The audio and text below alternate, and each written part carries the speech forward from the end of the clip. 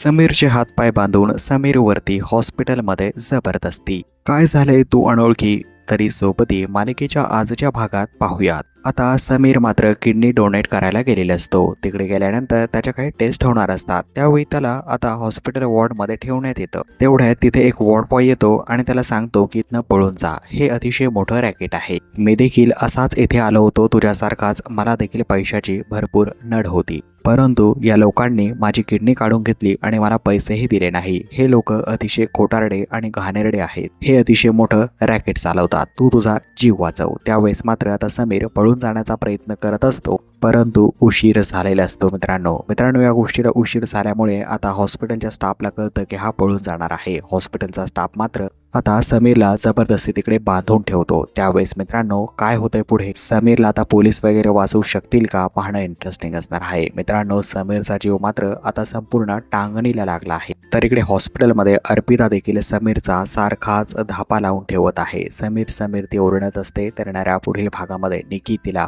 समजावण्याचा प्रयत्न करते असा सीन दाखवला आहे. तर या पुढील भागात नक्की काय होईल मित्रांनो, पाहण्यासाठी तुम्ही अवश्य चॅनलला सबस्क्राईब करून घ्या. धन्यवाद मित्रांनो.